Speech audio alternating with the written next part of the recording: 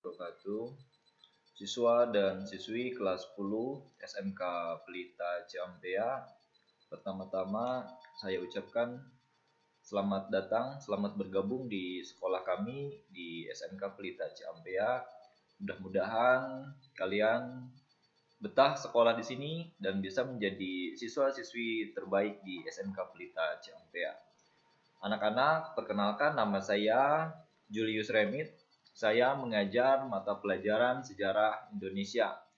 Seperti yang sudah saya share materi minggu lalu tentang sejarah, namun minggu lalu saya tidak menggunakan video melainkan PDF, file PDF. Sekarang saya mencoba untuk memaparkan materi menggunakan video.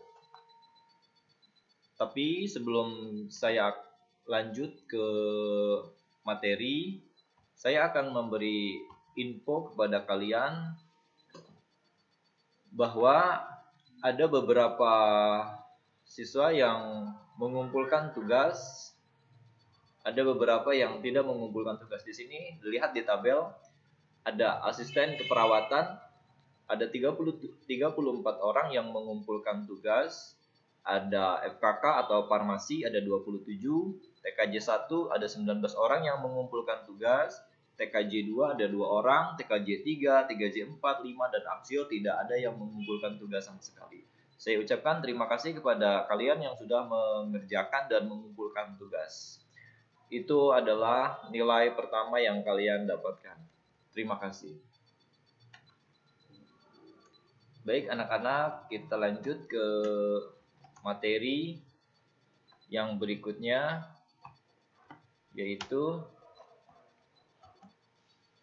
pengertian sejarah. Minggu lalu kalian sudah melihat materi pengertian sejarah. Kata sejarah berasal dari bahasa Arab, yaitu sejaratun, yang artinya pohon. Nah, tapi di sini saya tidak akan membahas semuanya karena terbatas oleh waktu. Di pengertian sejarah menurut 3 bahasa, ada bahasa Inggris, Yunani, dan bahasa Jerman. Kita lihat satu persatu. Dalam bahasa Inggris, pengertian sejarah yaitu masa lampau. Masa lampau umat manusia. Masa lampau itu artinya masa yang sudah lewat, yang terjadi pada manusia. Kita sebagai manusia tentunya melewati masa-masa yang sudah kita lewati. Apakah kejadian atau masa-masa yang kita lewati itu merupakan sejarah atau bukan? Kita sendiri yang tahu. Apakah masa yang kita lewati dikatakan sejarah? Nanti kita akan pelajari. Menurut bahasa Yunani, sejarah itu belajar. Artinya kita belajar dari masa lalu. Masa lalu kita yang kurang baik harus diperbaiki menjadi lebih baik lagi di masa yang akan datang. Lalu dalam bahasa Jerman, sesuatu yang telah terjadi. Bukan sejarah namanya kalau peristiwa tersebut belum terjadi. Arti sejarah itu adalah peristiwa yang sudah terjadi, baik kemarin, minggu lalu, bulan lalu, atau beratus-ratus tahun yang lalu. Itu namanya sejarah. Mari kita lanjutkan.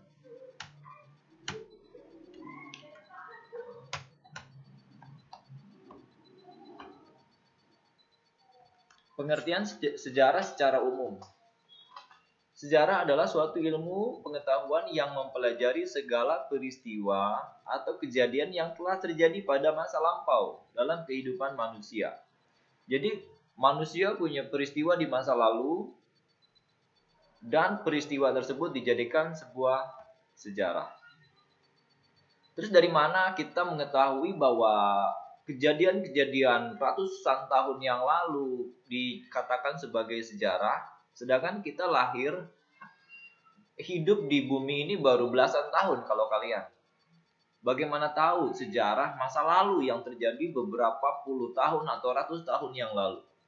Di sini ada sumber sejarah.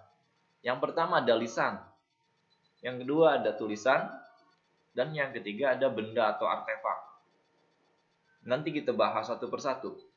Kenapa lisan, tulisan, dan artefak dikatakan sebagai sumber sejarah?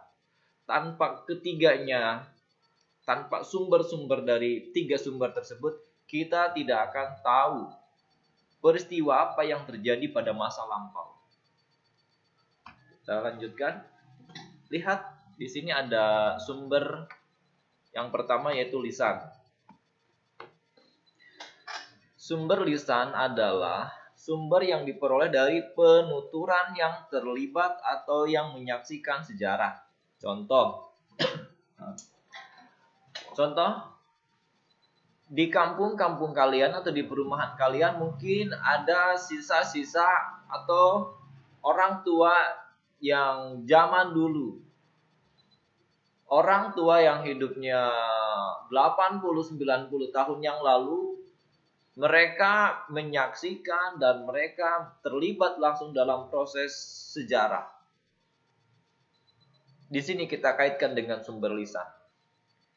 Kalian bisa bertanya kepada orang tua yang hidupnya 70, 80, 90 tahun ke atas, bertanya, ada kejadian apa puluhan tahun yang lalu. Maka orang tua yang usianya sudah 80 tahun ke atas bisa menceritakan, oh, pada tahun sekian telah terjadi peristiwa yang sangat menegangkan di negara Indonesia. Saya pernah bertanya, kebetulan ada saudara yang masih ada sampai dengan sekarang, konon usianya di atas 90 tahun. Saya bertanya kepada beliau tentang sejarah. Ini sumber lisan ya. Saya bertanya dan dia pun menjawab. Ketika zaman Jepang datang atau menjajah Indonesia, pasukan Jepang masuk ke rumah warga dengan seenaknya saja. Tujuannya adalah mencari buronan atau orang-orang yang hendak menghancurkan kekuasaan Jepang di Indonesia. Ketika tentara Jepang masuk ke Indonesia, atau disebutnya Nippon ya. Ketika tentara Jepang masuk ke rumah-rumah warga Indonesia, yang punya rumah hanya duduk dan tidak boleh melihat tentara Jepang atau tentara Nippon tersebut. Hanya diam. Ketika melakukan gerakan atau memberontak, si yang punya rumah akan ditembak. Itu peristiwa sejarah yang saya dapatkan dari penuturan orang terdahulu. Dia menyampaikan by lisan. Di sini ada sumber lisan, ada pelaku sejarah dan ada saksi sejarah. Mungkin kalau pelaku sejarah sudah jarang kita temui karena sudah banyak yang gugur. Kalau saksinya masih banyak sekarang ini. Mari kita lanjutkan. Yang berikutnya ada tulisan. Tadi ada lisan, yang kedua ada tulisan. Sumber tulisan. Di sini ada gambar. Ada batu bertulis. Ini adalah peninggalan masa lalu. Peninggalan masa lampau. Di situ ada proklamasi, ada tugu, ada tulisan huruf Pallawa atau Sanskerta. Ini adalah bukti peninggalan sejarah zaman dulu yang terjadi di Indonesia. Kita tidak bisa membantahnya bahwa pada zaman dulu di Indonesia telah terjadi peristiwa sejarah. Mari kita lanjutkan. Lisan, tulisan, dan satu lagi adalah benda. Sumber benda atau artefak adalah sumber benda yang berasal dari benda-benda kebudayaan. Di sini ada contoh kampak, ada candi, ada batu yang merupakan peninggalan-peninggalan zaman lalu atau masa lalu. Sampai dengan sekarang, benda-benda tersebut masih terjaga. Apalagi candi sampai sekarang dijadikan sebagai sumber objek wisata. Kita lanjutkan. Ruang lingkup sejarah. Sejarah sebagai suatu peristiwa akan dikatakan unik, penting, abadi. Sejarah sebagai kisah, sejarah sebagai ilmu, dan sejarah sebagai seni. Mari kita lanjutkan. Konsep berpikir kronologis, diakronis, sinkronis, ruang, dan waktu dalam sejarah. Ini udah kalian catat minggu lalu. Mari kita lanjutkan.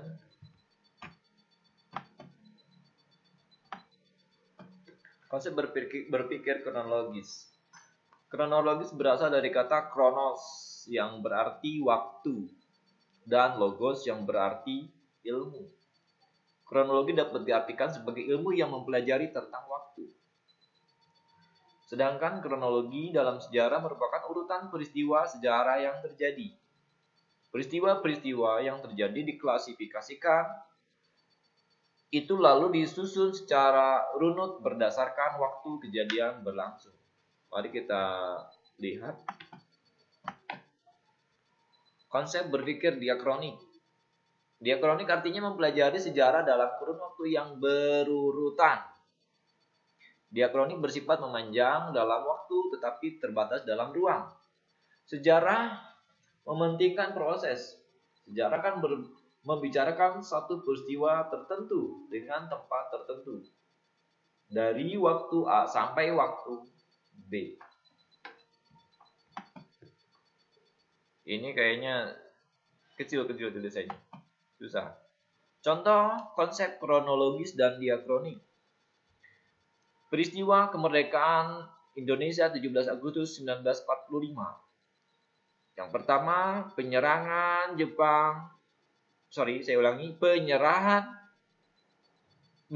Jepang akibat dari pemboman kota Hiroshima dan Nagasaki. Yang kedua, golongan pemuda mendengar bahwa Jepang menyerah. Yang ketiga, golongan pemuda memaksa golongan tua untuk merdeka, dan seterusnya. Ini adalah contoh-contoh dari konsep kronologis dan diakronik. Sekarang konsep sinkronik. Konsep sinkronik adalah mempelajari peristiwa sejarah pada kurun waktu tertentu dan khas ilmu sosial. Cara berpikir sinkronik adalah melebar dalam ruang serta mementingkan struktur dalam suatu peristiwa. Contoh, tragedi G30 SPKI terjadi pada 1 Oktober. Pada saat itu terjadi penculikan yang membunuh 7 jenderal, pahlawan revolusioner. Soeharto pada saat itu diperintahkan untuk mengambil alih tentara dan menyelamatkan Soekarno. Soekarno berhasil menuju istana presiden di Bogor. Ini adalah contoh dari konsep sinkronik. Ciri-cirinya adalah melebar dalam ruang serta mementingkan struktur dan dalam suatu peristiwa. Lanjut. Konsep ruang. Konsep ruang adalah konsep yang meliputi aspek lingkungan, lokasi, dan tempat suatu peristiwa sejarah. Konsep ruang dalam sejarah dapat membandingkan antara satu peristiwa sejarah dengan peristiwa sejarah di lokasi lain. Contohnya, peristiwa pertempuran 10 November 1945 di Surabaya. Lanjut. Konsep waktu. Konsep waktu dalam sejarah sangat diperlukan sebagai pengelompokan berdasarkan waktu, pembabakan atau periodisasi.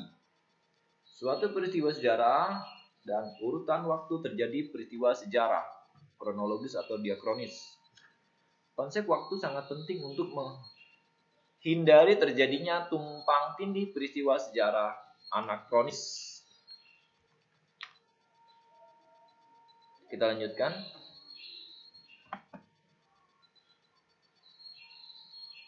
Lanjut. Oke.